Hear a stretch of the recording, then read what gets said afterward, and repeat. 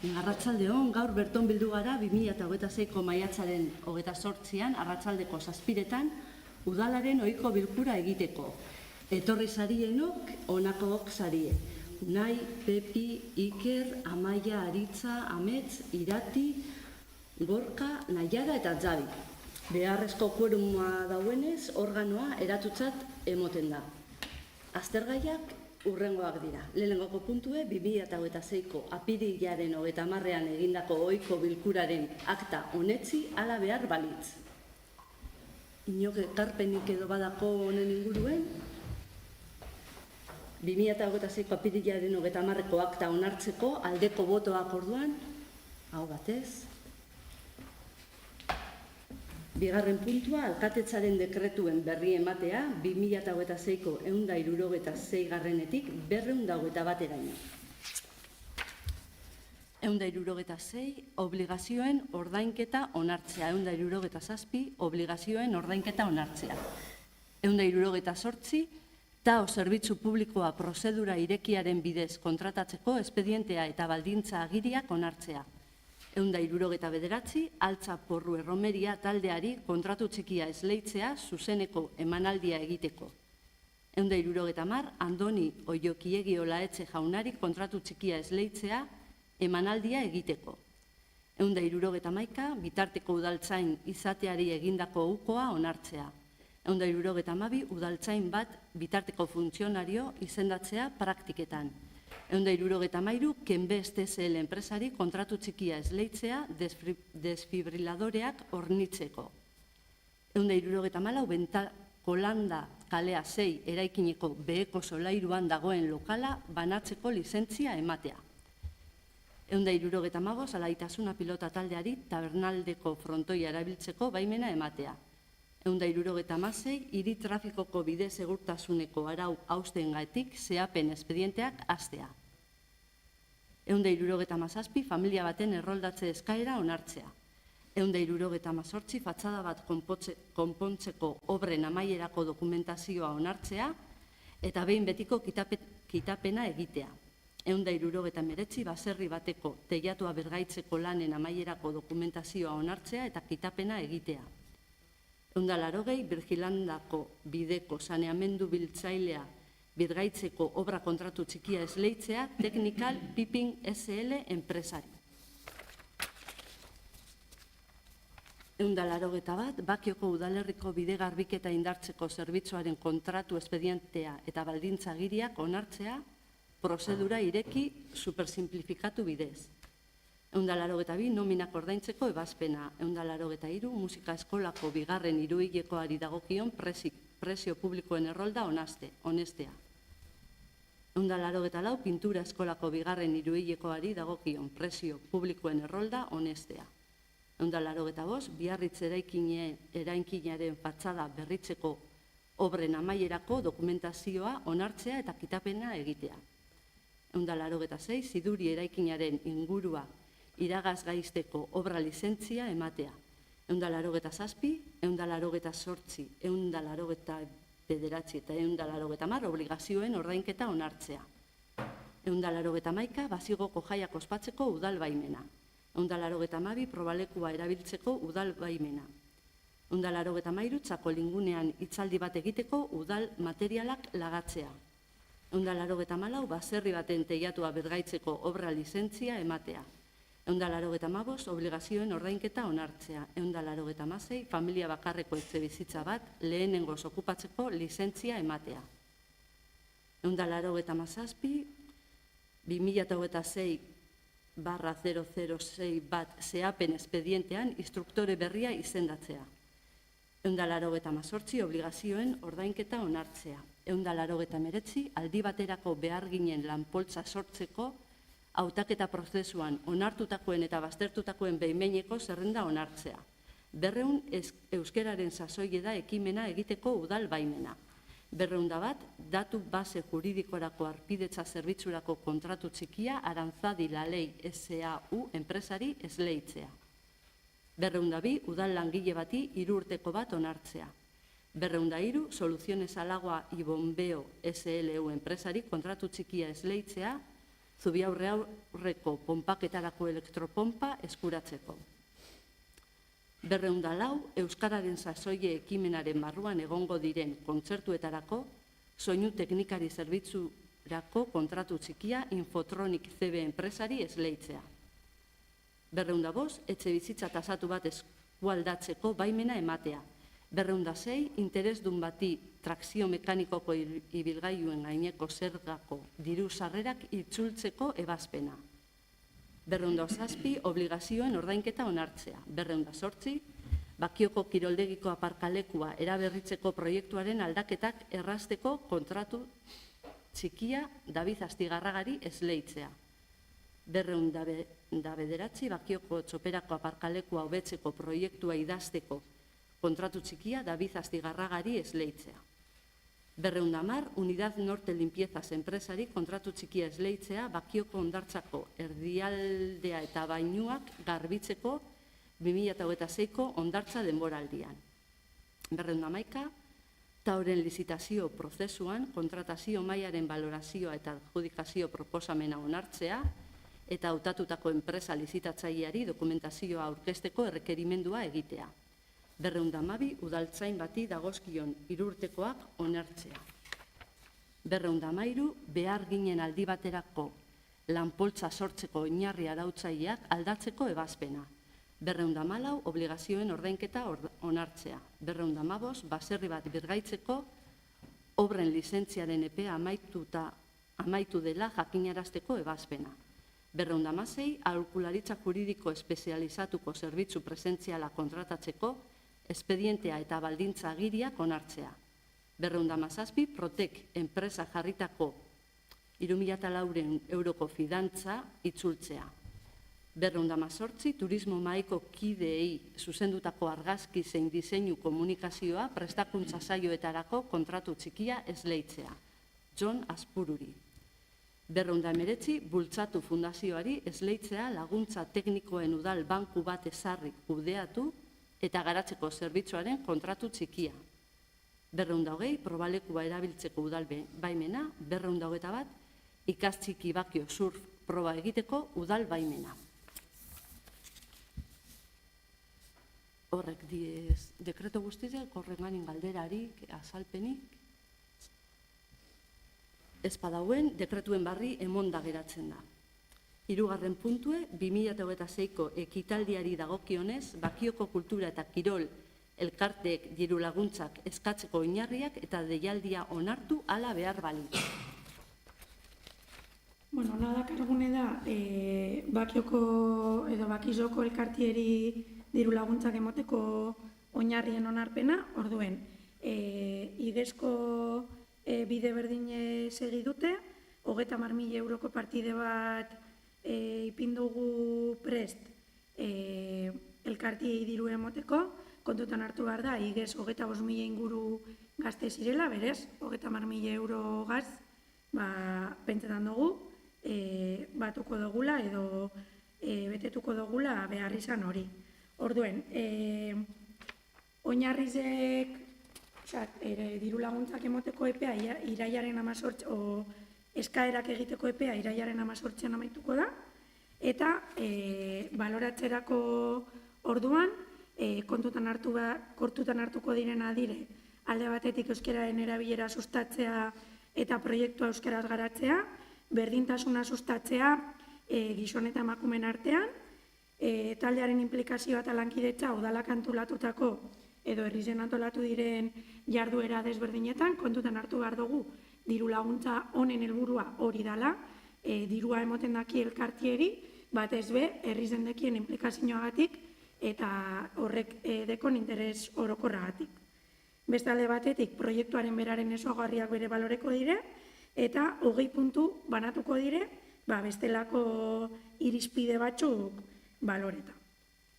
Orden hori, irailaren 18 arte eukiko deure EPA proposamenak egiteko, eta gero proposamen horren balorazio teknikoa egingo da, batzordea deituko da balorazio tekniko hori aztertzeko, eta ebazpena plenorat ekarriko da.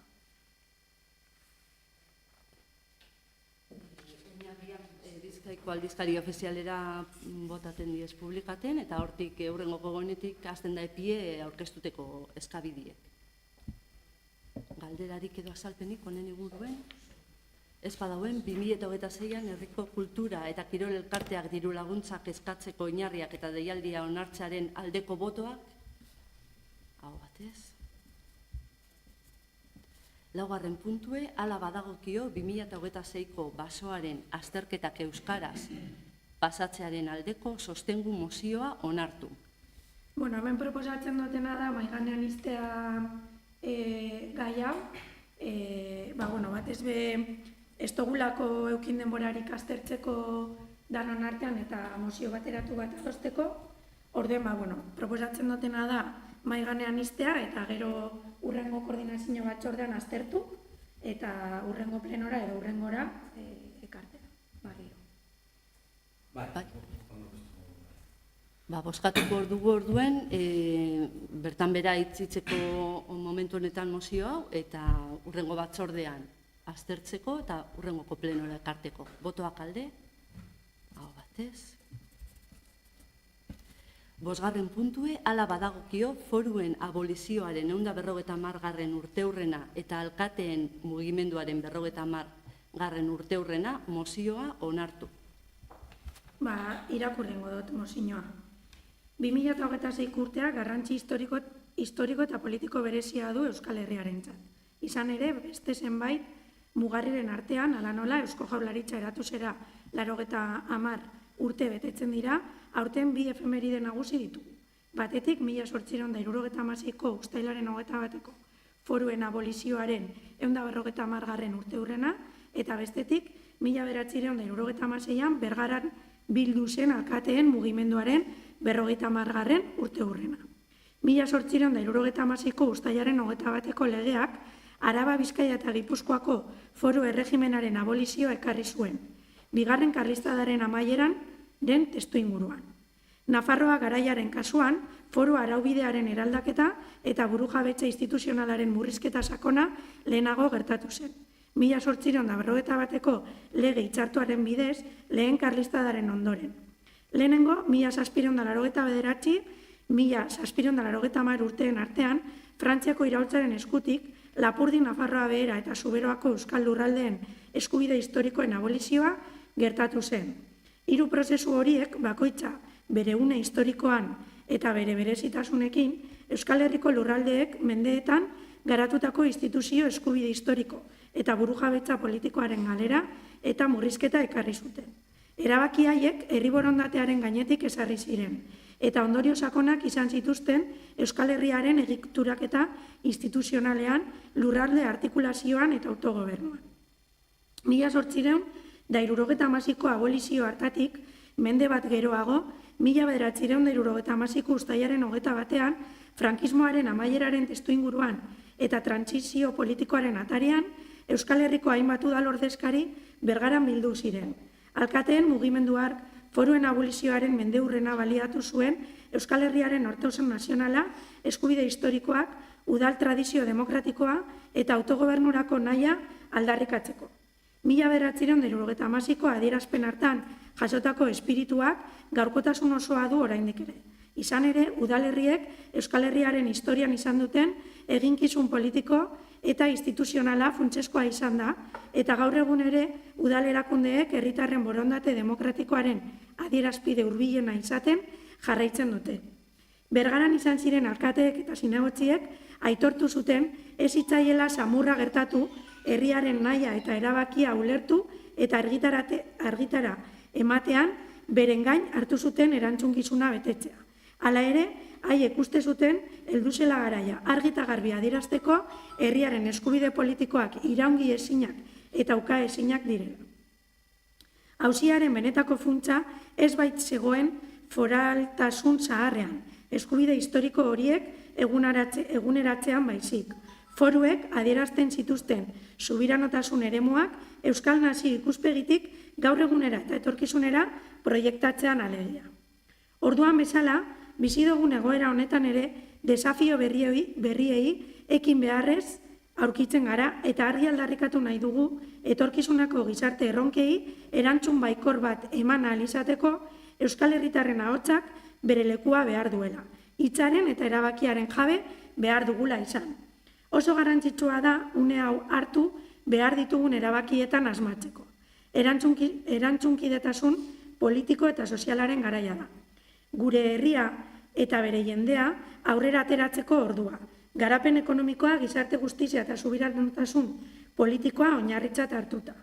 Erronka hori guztiei ezin zaie behar bezala erantzun eskumen mugatuekin. Gaurko auziek, gaurko tresnak eskatzen dituzte, eta Euskal Herriak autogobernu eta burujabetza handiagoa behar ditu bere etorkizuna, bere herritarren borondate demokratikoaren arabera antolatzeko. Horregaitik, oroimen historikoaren aitortzak gaur egungo autogobernuaren inguruko eztabaida politiko eta instituzionala elikatu behar du. Horregatik guztiagatik, Bergarako Bakioko udalbatzak honako hau erabaki du. Lehena, Bergarako udalak, Bakioko udalak, bat egiten du alkateen mugimenduaren 50. urteurrenaren eta foruen abolizioaren 150. urteurrenaren oroitzapenarekin. Eta bi efemeride horien garrantzi historiko politiko eta instituzionala aitortzen du. Udal honek aitortzen du Lapurdi, Nafarroa Behera eta Zuberoako Euskal Lurraldeen eskubide historikoen abolizioa Frantziako iraultzarekin gertatu zela 1789 eta 1790 artean, horrez gain, aitortzen du 1851 Nafarroa garaian eta 1876an Araba, Bizkaia eta Gipuzkoan ezarritako foru erregimenaren murrizketa eta abolizio prozesuek Euskal Lurraldeen jatorrizko eskubide historikoen eta burujabetza instituzionalaren galera ekarri zutela. Era berean, aldarrikatzen du, eskubide horiek ez direla iraungi, ezta herri borondate demokratikoaren ordez, kanpoko erabakiz deusestatu ere. Udal honek berresten du, Euskal Herria Europako herri guztien artean, berezko nortasun eta nazio izaera duen herria dela, historia, gizarte eta kulturako ondare berezi baten gordailu, bi estatutan kokatuta eta gaur egun 3 eremu juridiko politiko ezberdinetan antolatuta dauden 7 lurraldeetan duela bere leku geografiko eta Euskal Nazioa osatzen duten herritarrek dutela beren etorkizun politikoa modu libre eta demokratikoan erabakitzeko eskubidea. Laugarrena, udal honek aldarrikatzen du beharrezkoa dela foru integrazioaren eta burujabetza osoaren bidean urrats berriak egitea eta horretarako Euskal Herriko lurraldeen eskubide historiko eta autogobernua eguneratzea gaur egungo behar demokratiko sozial eta instituzionaletara egokituz. Bosgarrena, udal honek aitortzen du udalerriek Euskal Herriaren historian izan duten eginkizun erabakigarria, bereziki foru tradizioan, udal demokrazian eta herri ordezkaritzan. Eta konpromisoa hartzen du, etorkizunean ere, Euskal Herriaren eraikuntza demokratikoan, erakunde demokratikoen rola indartzeko eta hauen artean, bereziki, udal erakundeena. Zigarrena, udal honek bat egiten du, 2026ko uztailaren 19an, Bergaran antolatuko den ekitaldi politiko instituzionalaren helburuarekin. Alkateen mugimendua gogoratzeko, 1996ko udal ordezkarien ekarpen aitortzeko eta Euskal Herriaren eskubide historikoen aldeko konpromisoa berritzeko. 7. Udal honek mozioa helaraziko die Euskal Herriko gainerako udalei, Arabako, Bizkaiko eta Gipuzkoako batzar nagusiei, Eusko Legebiltzarrari eta Nafarroako parlamentuari egoki joz gero berorri atxiki dakizkia.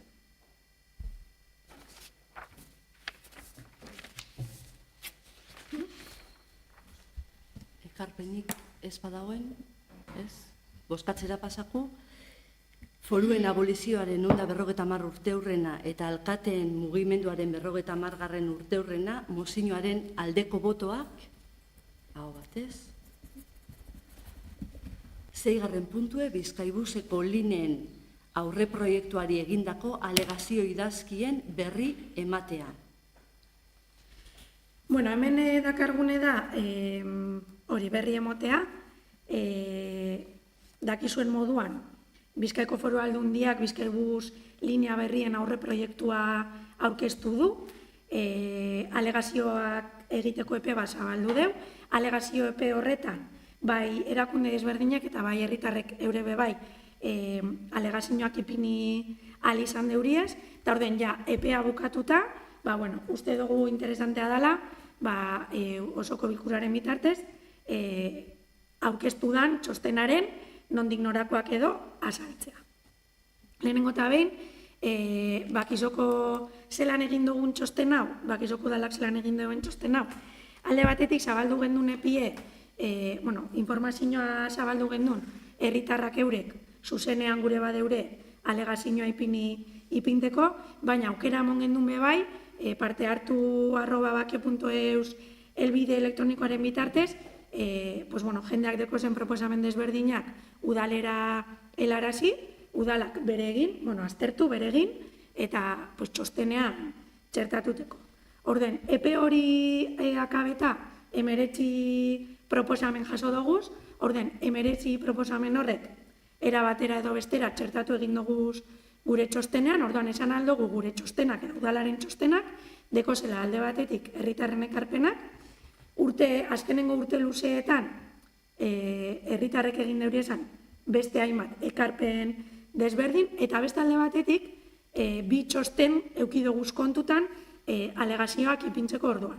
Alde batetik 2018 urtean Bakioko udalak abiatu zeuen, Bakion mugikortasun jasangarria aurrera eroateko edo garatzeko oinarrien dokumentua, hori idatzi gendun, beraz hor diagnostiko bat egintzan mugikortasunaren inguruan eta herritarren behar izanen inguruan, eta beste alde batetik proposamena edo Bizkaiko Foru Aldundiak egin duen proposamena, Eusko Jaurlaritzak 2023an argitaratu zeuen lege bat ispilu eukidogu, lege hori betetzen deuen ala ez, jakiteko, hau da, proposatzen den aurre proiektu horrek, Eusko Jaurlaritzak argitaratu zeuen 11/2023 legea betetzen duen ala ez ikusita. Beraz, horregaz danagaz proposamen bat egin dugu. Kontutan hartu behar da, herritarren gandik jasotako ekarpen gehienak laburbiltzen direla. Bat, Bermeo eta Bakio linea duin bat behar dugula esanez, planteatzen dena da autobus bat eukitea orduro beste edozein lineak ematen dituen balintza berdinetan, barika, diruarekin ordaindu ahal izatea, eta taxi bat izan beharrean, autobus linea bat izatea. Bakio Mungia Bilbo linean horbe bai proposamen desberdinak jaso dire, baina, labur biltzeko, esaten dena da, edo herritarrek esaten deurena da, badauzela erabiltzaile asko, linea horretan, erabiltzaile asko dauzen momentu batzuk, momentu horretan errefortzu bat beharko zala, jendeak kanpoan gelditzen dalako. Hau da, Mungira doan jendeak, edo autobus horretara lehenengo heltzen danak, deko aukera autobusera montatzeko, eta gertatu da, azkenengo parada bajatzen direnak, azkenengo parada Bakio izanik, bertan Bilbon gelditzen direla. Orduan, hori diagnostikatu da, eta beraz, jendeak eskatzen duena da, analizi bat egitea, zeintzuk diren ordu jende gehien dauen zeintzuk diren ordu horrek, eta hor, errefortzuak jartzea. Beste alde batetik, aisialdiari lotutakoaz, proposatzen da, zapatu gauetan eta Mungiara luzatzen diren autobusak, batzuk Bakiora arte luzatzea. Beste alde batetik, udako errefortzuak jada, azkenengo urte luzietan errefortzu berdinekaz gabiz, orduan, diagnostikatzen dena da, edo herritarrek esaten deurena da, errefortzu horrek bere, labur gelditzen direla, eta askotan, ordu puntetan, importantea izango zala, autobus gehiago jartzea. Beste alde batetik, hondartza denboraldiari dagokionez bebai, planteatzen da, ekaina batetik irailaren 30 luzatzea udako errefortzua eta ez bukatzea irailaren batean.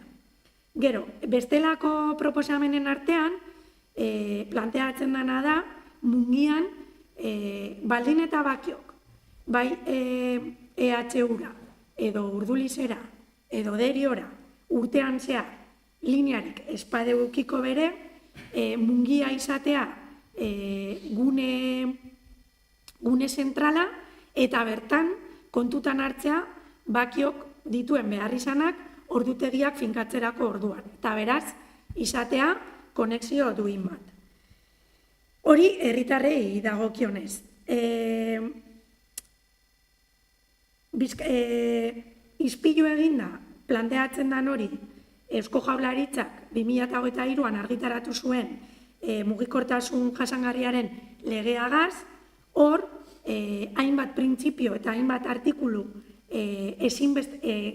betetzea ezinbestekoa direna planteatzen dira, eta Bakio Udalak identifikatu deuz batzuk ez direna betetzen. Bata, lurralde kohesioarena,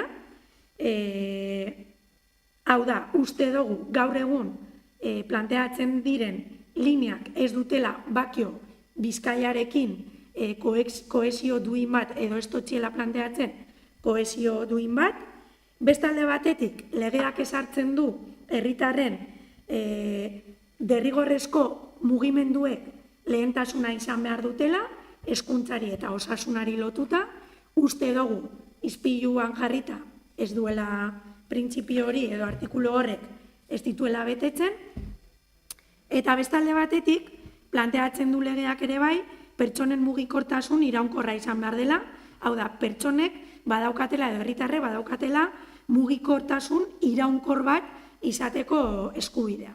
Orduen, hor, batez be badauz artikulu batzuk hitz egiten dutela herriguneak beti herrigune guztia edo herri guztia egon behar dela konektatuta, bestela herri baten emon aldala Bakion gertatzen dana, Bilboko autobusa San Pelaioko batek hartu behar badu, ez da heltzen San Pelaio osora. Hau da, Bakio bera ez dago kohesionatuta eta bakiotarrak era desberdin batek daukate edo iritzi aldira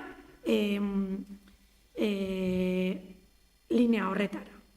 Beraz, hor desberdintasun bat sortzen da bizizaren auzoaren arabera. Bestalde batetik, hori, Bakio, hori legeari dagokionez. Gero, mugikortasun jasangarriko oinarrietan, Bakioko Udalak 2018an egin zuen diagnostiko eta beharrizanen zerrenda horretan, hor hitz egiten zen derrigorrezko desplazamentuetan, puntako orduetan saturazioa dagoela Bilboko linean, Bakio Bermeo eta Bakio EHU lotura eskasa zegoela, San Pelaia osoarekin artikulazio eskasa zegoela, osasun eskubidea bermatzeko lotura eskasa zegoela, Urduliz, Derio, Areta, eta gero, garrantzitsua bebai ikusten zana zen, mugikortasun jasangarriaren oinarriek esaten dutena da, oso garrantzitsua da kohesioa bultzatzea, batez ere garapen ekonomikoa, eskualde baten garapen ekonomikoa sustatzeko. Azkenengo urteetan, hainbat erakunde desberdinek askotan esan digute, Gaztelugatxe izan daitekela edo dela eskualde honen eta Busturialderen garapen ekonomikoaren traktoreetariko bat. Eta kontutan hartuta gaur eguneko errealitatea, traktore hori edo Gaztelugatxe isolatuta gelditzen da. Ez daukagulako zerbitzu publikoko linea duinik bertara heltzeko. Beraz, bai legeak eta baita gure diagnostikoak ere bai, esaten dute, garapen ekonomikorako tresna hau ez dela baliagarria. Beraz, aurreko guztia kontutan hartuta, barriro errepikatuko naz, baina, eskatzen dana, alegazioetan eskatzen dana da, Bakio eta Bermeoko autobus konexioa erregularra eta duina, lotura izatea autobus normal bat, orduro, barika, Mungian konexio nodo duinak esartzea, bai osasunarekin zerikusia duten zerbitzuekin konektatzeko eta baita hezkuntzarekin daukaten konexioa bai duina izateko. Udarako edo denboraldi altuetarako errefortzuak planteatzen diren momentuetarako beste planteamendu bat egitea eta hori indartzea, Bakioko auzo desberdinak konektatzea, eta hor, San Pelaioz hitz egiten da batez ere, eta gero, mungiak dituen asteburuko zerbitzu horrek, gauetakoak, batzuk bada, danak ezin badira bere, batzuk bakiora arte luzatzea. Orduen, hone dire, hau da laburpen bat, gure asmoa da, parte arte duten herritarrei erantzun egingo zaie laburpen honekin, alegazioak eurek bebai botako dira, txertatuko dira erantzunetan, eta beste alde batetik webgunean jarriko duguz mundu guztian eskuragarri, edo herritar guztiek konsultatu ahal izateko, alegazioak bere horretan irakurteko eta kontsultatzeko. Hori da. Bai, gure aldetik, guk lehen hitz egin dugu moduen, guk bat egiten dugu alegazio honekaz, eta gutxade bai, puntu garrantzitsu bat dalez, mugikortasunerako Foru Departamentuari eroateko alegazio batzuk prestatu ditugu, eta labur azalduko dodaz. Udan Bizkaibuzak autobus handi bategaz funtzionatzen dugu. Orduro, barik sartera erabila izaten da, deskontu eta tarifa merkeagoagaz. Baina iraietik maiatzera zerbitzua 8 plazako furgoneta bat txiker bategaz emoten da, astelenetik barikura eta 2 ordutik behin. Eta, danotak igunez, barik irakurgailu barik. Orduen, guk 2 puntu garrantzitsu ikusten ditugu, uda ez diren hilabete honetan, bidaia garestiago irteten da, eta oso bidaiarik kopuru txikia eroten direz. Orduen 2 proposamen, labur esan da 2 proposamen egiten ditugu. Lehenengo proposamena, urte osorako autobus bat izatea, udan eta urteko gainerako egunetan bardintasunezko zerbitzua bermatzeko ekipamentu eta leku guztiekin, eta bigarren proposamena, Bermeora egiten diran bidaia guztiek Artxalde eta Zubia Orgeltokiak barne hartzea, herritarren guztiei eta bizitari guztiei aukera eta irisgarritasun berdintasuna emonez. Hori da, eta esan dugun moduen, bat egiten dugu noski udalak aurkeztu dituen alegazioekin. Idatzia be aktara jasoko, bai. Ekarpenik ezer espadauen, alegazio idazki bien barri emonda geratuten da, bai. 7. puntue, hala badagokio Bakioko kiroldegiaren kudeak eta integraleko zerbitzua emateko kontratua esleitzeko prozeduran atzera egitea. Incidentzia idatzi bat aurkeztu dau Asociación Española de Empresarios de Servicios Deportivos a las Administraciones Públicas elkarteak, bertan aitatzen dira lizitazioa bertan behera itzia aldaben punto batzuk jaso zuie idatzize, eta horren arabera prudentziala esango lekide atzera botatie lizitazio eta berriro beste plegu batzuk onartutie eta prozesue berriro hastea. Guretzako importantea da atzera egitea, batez ere hori, Mirenek azaldu duen moduan kontutan hartunda kiroldegiko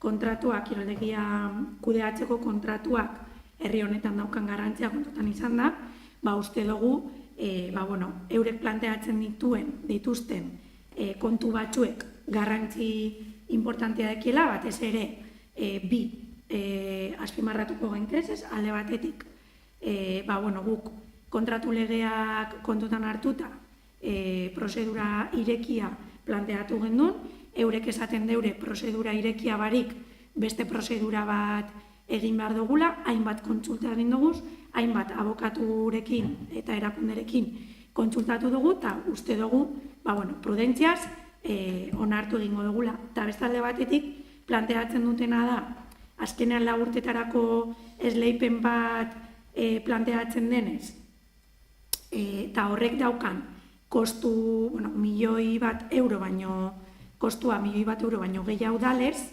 planteatzen deurena da, informe bat eskatu behar dakola erakunde bateri.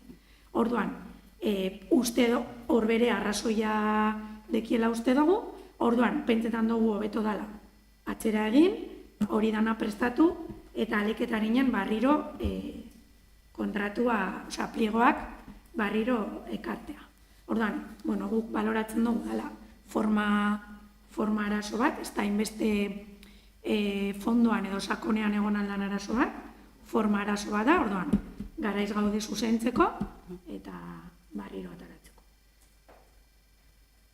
Galderarik edo karpenik, honen inguruen, beraz, bozkatzera pasaku, kiroldegiaren kudeaketa zerbitzuaren kontratuaren adjudikazio prozedura atzera egiteko eta lizitazio barria prestatzeko aldeko botoak, hau batez, eta azkenik eskaerak eta galderak. Nik eskaera eta galderatan, aipatu dugu dekretoatan, egotan inguruko dekretu desberdinik egon direz lehepenan ganien, eta agenti bere galdetuten dabil. Aurten nota martxan egongo da, ekainan 20tik irailaren 13ra, betiko lez ekaineko asteburutan eta iraien aktibo, aste bitxartean ez, da uztaila eta abuztuen egunero. Orduen, ekainak lauen datorren eguenan zabalduko da otako ofizina txartelak eskatu alizeteko. Orduen, bakion erroldatute gauzenak eta impuesto de circulación, ibilgailuen zerga, bakizon ordainduten dugunak, ez dugu inolako dokumentaziorik aurkeztu behar, eta egongo da txartela preimprimi dute, eta eukiko dugu egongo dire bikola antzekoak, bat erroldatuentzako, oza, ibilgailuen erroldan dauzen antzako, eta besti eskaera eta dokumentazioa aurkeztu behar da benantzako. Orduen, horregaz espero dugu ofizinako lan horrek eta itxaron hilara horrek agilizetie, ordutegiz bere luzatu indogu, atzaldetan 3etan zabalduko eta 4etan egin beharrien, eta horregazia lortzen dugu, margena da, hemetik apurret lasaitasunez, itxaskeneko momenturako, guazen porka-purke joaten eskatzen eta hori. Eta, otabak.bakio.eus webgunien dago informazio guztizea, aurkeztu beharreko dokumentazioa eta bat, eta online eskatzeko aukera beba dau, eskaera egiten da, eta gero otako enpresak analize hutzen deure dokumentazio hori, bai eskoa ez eskoa, edo zeuzer gehitu behar badan komentetako, orduen horbere, pazientzia purbet, batez bazikeran nahiko volumen handiz egoten dalako eskaerana, eta itxeroteko erantzune jaso arte, txartelan bile edo bertar hor bilduteko, bulegora hor bilduteko. Hori gauze bat. Eta gero bigarrena, martxan emini dugu WhatsAppeko kanal bat Bakioko udalana, abizuek emoteko, WhatsAppeko kanalezen Bakioko udala topezkero, antxe dau, eta barpidetu, eta bertan, bizer edo astelenan otakoa bere joango da, oran abizuek dauzenak udalanak eta, bertan joango gara buelketan sare sozialetan bakarrik egin biherrien, WhatsAppean zuzenien herritarren eskure egoteko.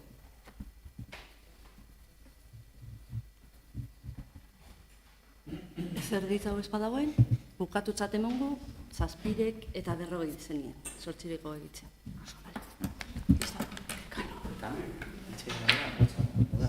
Ez bakarrita